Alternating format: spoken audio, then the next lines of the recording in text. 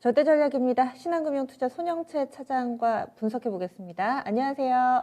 안녕하세요. 네, 오늘 장 한마디 어떻게 정하셨어요? 네, 오늘 장 한마디는 K 코로나 백신 어디까지 왔나라고 정해보았는데요. 네, 설명을 좀 해주세요. 네, 오늘 양시장, 코스피 코스닥 양시장을 아우르는 테마를 한 가지만 선정하라고 하면 역시 K 코로나 백신일 것 같습니다. 코로나19가 발생한 지 어느덧 2년이라는 시간이 흘렀는데요. 백신 및 치료제 개발 업체 현재 어디까지 왔을까 하는 의문을 가지고 국내 기업들의 상황을 한번 살펴봤는데요. 테마주는 많았지만 식약처 정식 임상 승인을 받고 코로나 백신 또는 치료제를 개발하는 곳은 20개 정도로 압축을 해볼 수 있었습니다. 셀트리온의 레키로나주만 허가를 실질적으로 받은 상태이고요. 백신 임상 승인 14건 중에 SK 바이오사이언스가 4건을 수행 중 모두 제조합 백신으로 가장 앞서 있는 건 3상 중에 있습니다. 나머지 10건 1상부터 1-2회 이상 단계에 있는데요. 셀리드, 진원생명과학, 제넥신, 유바이오로직스, 큐라티스, HK 이노엔, 아이진이 진행하고 있다라고 보시면 될 것 같습니다. 치료제 같은 경우는 셀트리온 빼고 17건 진행 중인데요. 3상을 진행 중인 기업은 대웅제약, 종근당, 신풍제약 등이고요. 세 곳 모두 2상에서 1차 평가지표 미충족 결과를 얻었지만 가능성을 보고 3상에 도전 중인 그런 상황이라고 보시면 됩니다. 그 외에 크리스탈 지노믹스, 동아약품 등이 2상을 진행 중이고 대원제약 그리고 일동제약이 후발주자로 참여한 그런 그림이라고 보시면 되는데 치료제 개발에 도전했지만 사실상 이를 포기한 곳도 있습니다. 녹십자나 일양약품, 부강약품 등이 개발을 중단했는데요. 아시는 것처럼 개발 현황에 따라서 주가가 요동치는 상황이기 때문에 임상 승인 시기와 개발 속도 등을 따져보시면 기업에 대한 가치를 보다 명확히 파악할 수 있을 것 같고 내년에도 화두가 될 위드 코로나 리오프닝의 중요한 키를 쥐고 있는 섹터이기 때문에 당분간 변동성은 확대될 것으로 생각하고 있습니다.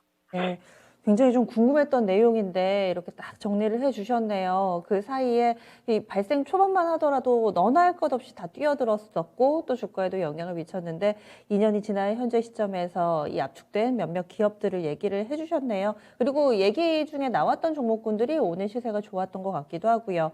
그러면 제약 바이오 외에도 특징적인 부분들이 있었잖아요. 체크 포인트 압축해 볼까요? 네, 우리 시간으로 이번 주 목요일 새벽 12월 FOMC 앞두고 있는데요. 미국 증시 간밤 주춤하는 흐름이었습니다. 오미크론으로 인한 첫 사망자 발생 그리고 달러 강세 등의 어떤 상황들이 위험 선호 심리에 제동을 거는 모습인데요. 이런 위험 선호 심리 하루 만에 위축된 것은 아무래도 통화정책 긴축 전환의 속도가 시장의 당초 예상보다 빨라질 수 있다는 불안감이 커진 탓으로 볼 수 있을 것 같은데 여기에 인플레 등을 이유로 연준에 대해 매파적 스탠스를 요구하면서 내년 조기금리 인상 얘기까지 더해지니 증시로선 부담일 수밖에 없는 거고요. 오늘 국내 증시 역시 이런 분위기 반영됐던 것 같습니다. 외국인과 기관이 동반 순매도하는 가운데 4분기 실적 기대감으로 음식료 업종 그나마 강세를 보였고요.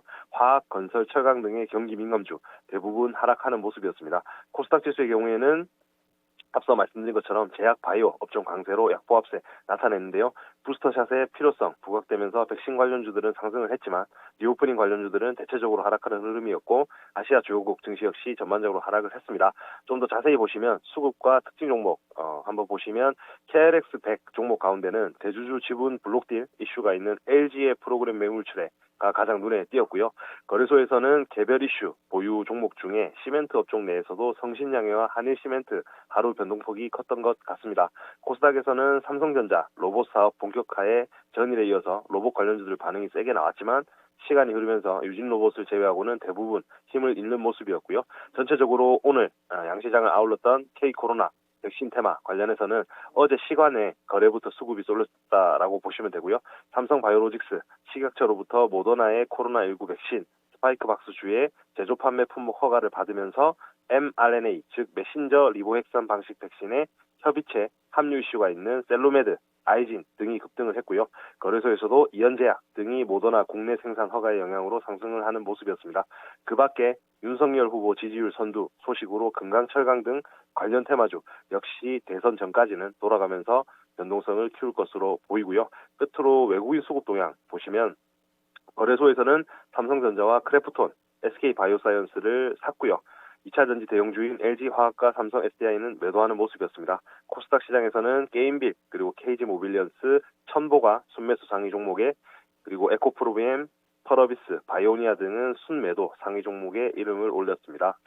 네, 코스피 지수가 3거래를 연속해서 하락하면서 3천선을 좀 내준 상황이고요. 이번에 3천선 저항을 재차 확인하면서 다시금 박스권으로 회귀하는 것 아닌가, 박스권 하단인 2,900까지 열어놔야 되나, 뭐 이런저런 우려들이 나오고 있는 시점입니다. 내일장에서 투자자분들은 어떤 점을 집중해서 봐야 될까요? 네, 이번 주 모두가 관심을 가지는 FOMC, 12월 FOMC에 관한 부분은 요약해서 말씀을 드리면 경계감을 지나치게 높일 필요는 없을 것 같습니다. 다만 테이퍼링 속도와 관련한 부분 그리고 점도표 공개로 금리 인상 시기가 앞당겨진다라고 한다면 단기에 주가 급락은 피할 수 없을 것으로 보이는데요. 현재로서는 긴축적인 통화정책의 재확인 이벤트 정도가 될 가능성이 가장 높아 보입니다. 그리고 긴축 일정 자체가 예상보다 당겨지는 쪽의 내용이 혹시 나온다면 장단기 금리차 축소의 수혜인 IT와 성장주, 주가 상승 흐름이 유리할 수 있기 때문에 FOMC를 기점으로는 포트폴리오 내에서 어떤 IT 쪽의 비중을 늘려갈 필요가 있다라는 생각입니다. 두 번째로는 지금 P2E, 당국 규제와 게임 섹터의 흐름인데요. 예전부터 논의가 되었던 문제이지만 놀면서 돈 번다는 개념인 플레이 투 원, 즉 P2E가 불러온 명암이라고 볼 수 있을 것 같습니다. 지난 일요일 저녁에 게임물관리위원회로부터 등급 분류 결정 취소 판정을 받은 제작사 라트라스의 한 게임으로부터 게임주의 어떤 하락이 점화가 되었는데요. 이 돈을 버는 게임에 대해 규제 당국이 시장에서 퇴출시키겠다라는 의지를 피력하면서 섹터 심리를 얼어붙게 만든 것 같습니다. 실제로 게임을 하면서 돈을 버는 것이 용납될 경우에 열심히 일하는 것보다 그저 게임으로 시간을 허비하는 사람들이 많아질 수 있다라는 근본 취지는 동의하는 부분이지만 기업 입장에서는 기존의 과금 체계를 대체하는 방법 중 한 가지로 유인책으로 사용하려 한 것이 막힐 수 있고 여기에 NFT와 메타버스 같은 신기술을 활용한 게임 역시 영향을 받을 수 있기 때문에 규제와의 싸움은 내년에도 지속될 것으로 보지만 NFT와 메타버스와 같은 신기술 같은 경우는 국가의 어떤 미래 먹거리로서의 가치를 가지고 있기 때문에 구체적인 어떤 규제책이나 어떤 정책이 나오지 않은 현재 상황에서 무조건적인 어떤 심리의 하락으로 인해서 추가적으로 주가가 하락한다라고 하면 게임, 미디어 그리고 메타버스 섹터 여전히 살아있다라고 판단하기 때문에 조정이 더 깊어진다라면 자신 있게 매수를 해보셔도 될 것 같다는 생각입니다. 네. P2E 부분은 워낙에 좀, 양립할 수 없는 두 가지의 이 장점과 단점이 있어서 그래서 좀, 당국자들도 어렵지 않을까, 그리고 사업을 영위하시는 분들도 어렵지 않을까 이런 생각이 듭니다. 투자 전략 어떻게 세우고 계세요? 네, 내일장 투자 전략 연말 연초 투자 성패를 가를 것은 실적이다라고 제목을 한번 달아보았습니다. 연이은 2022년 실적 하향 조정으로 인해서 상대적 낙폭이 과했었던 자동차나 반도체 업종이 반도체 업종을 시작으로 주가가 탄력을 받을 것이다 하는 얘기들이 나오는 가운데 오늘은 주가가 좀 밀렸는데요. 낙폭 과대 종목 중에 실적이 좋은 기업의 연초 강세는 최근 어떤 증시의 주요 트렌드로 자리를 잡는 것 같습니다. 특히 2017년 말부터 최근 4년간을 보시면 12월 둘째 주에서 다음해 1분기까지의 주가 흐름 중에 이익 추정치 상향 종목의 누적 수익률이 30%를 넘는 큰 수익률, 눈에 띄게 좋았다라는 것을 확인할 수 있는데요. 당연한 얘기겠지만 현재의 암울한 상황을 딛고 올해는 다를 것이다. 내년이죠. 내년은 다를 것이다라는 내용이 투심의 적잖이 영향을 주는 것 같습니다. 국내외 기업들이 이익이 횡보 내지는 하향되는 현재 상황에서 실적이 상향되는 종목에 대한 주가의 반응 높을 수밖에 없다라는 말씀이고요. 낙폭 과대주 중에서 조정이 진행 중인 종목들을 보면 5월부터 10월 사이 저점을 기록하고 11월 고점을 기록했다라는 것을 기준으로 하반기에 상승폭이 가장 큰 업종은 미디어와 게임이었습니다.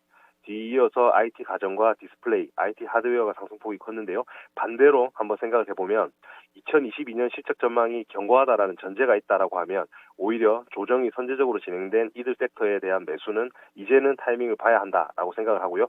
반도체와 OLED 등은 추가 조정이 있더라도 포트폴리오 내에서 비중을 지속적으로 늘려가야 한다라는 의미가 될 것 같습니다. 결론적으로 현 시점에서 포트폴리오 전략을 세울 때는 오로지 실적 기준으로 보시면 된다라는 말씀이고요. 다만 내일장 체크포인트 첫 번째로 언급드린 것처럼 체크한 종목이 경기 민감주 섹터에 해당한다라고 하면 선별적 매수 대응은 필요할 것 같다라는 판단입니다. 네, 알겠습니다. 그래서 실적 기준으로 종목을 잘 골라봐야 되겠네요. 오늘 자세한 말씀 고맙습니다. 네, 감사합니다. 네. 믿는 구석 바로 실적입니다. 이 부분이 뒷받침된다면 조정을 받더라도 오히려 자신감 있게 사들어갈 수 있는데 여기에 해당되는 종목군이 반도체하고 OLED 이쪽 보고 계시네요.